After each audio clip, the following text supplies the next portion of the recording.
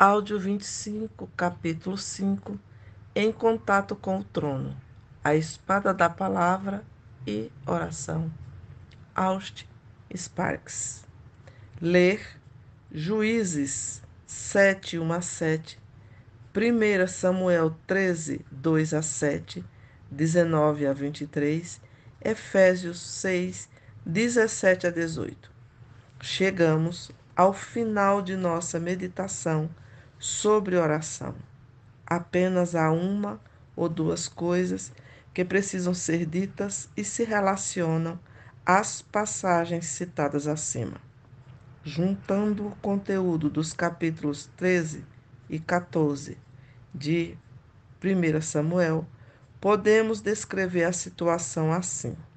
Saul, que oficialmente representava o povo, estava numa posição onde a fé em Deus estava em condição de escassez. O resultado era o domínio do medo, e vemos por toda parte uma trágica ausência de coesão e unidade. O inimigo estava em ascendência. O povo era incapaz de fazer alguma coisa, porque, por um movimento estratégico do inimigo, todas as suas armas de guerra haviam sido removidas e suas forjas haviam sido destruídas. No meio de tal situação, houve pelo menos um homem que tinha fé em Deus e cuja fé o estabeleceu em oposição a essas condições que predominavam ao seu redor. Jonatas ainda cria profundamente em Deus e, dessa forma, não apenas denunciou o estado de coisas, como também o repudiou quando se posicionou ativamente contra ele.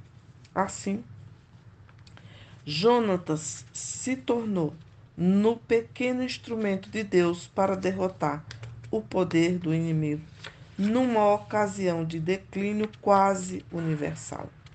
Ele ergueu um testemunho em meio a muita fraqueza espiritual.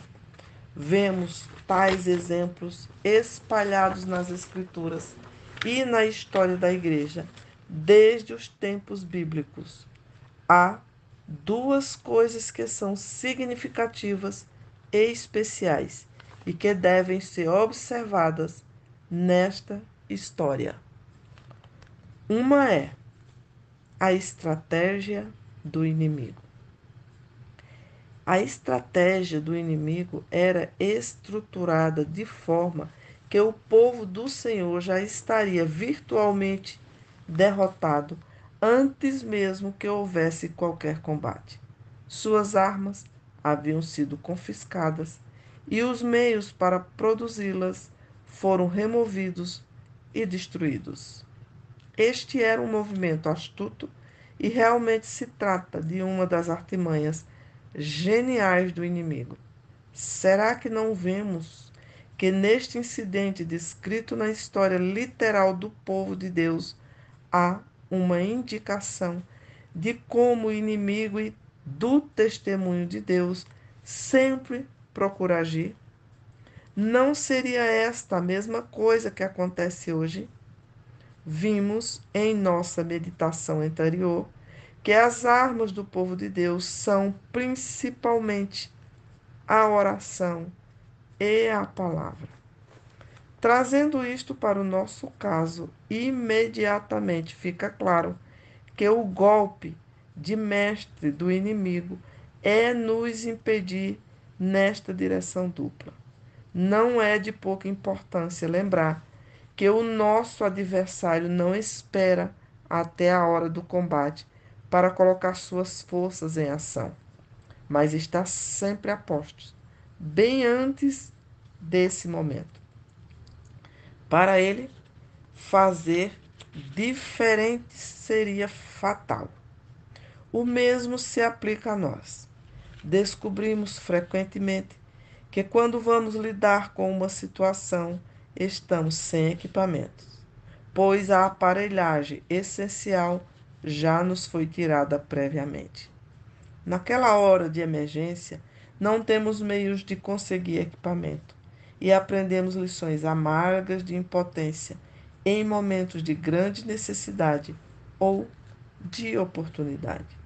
A exigência é manter uma vida firme e forte na oração e na palavra, enquanto não houver nenhuma necessidade, pois somente assim estaremos preparados e espiritualmente equipados quando a necessidade especial aparecer. Esta condição de despreparo representa desonra espiritual e perda de nossa posição diante de Deus. Você não fica comovido com a mudança do título do povo do Senhor nesses capítulos? Algumas vezes eles são chamados de hebreus, outras vezes Israel. Se observarmos mais de perto, descobriremos que o Espírito do Senhor os chama de hebreus quando estão do lado dos filisteus, e de Israel quando não estão.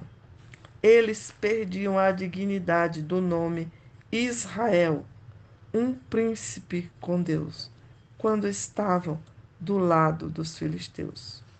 Quando eles não estavam daquele lado, o Senhor, em sua graça, ainda os chamavam de Israel, embora podiam estar em condição de fraqueza e muito longe de sua concepção para ele.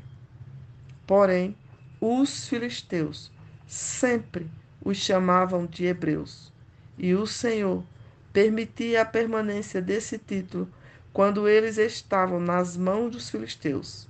A dignidade deles, como um príncipe com Deus, desaparecia.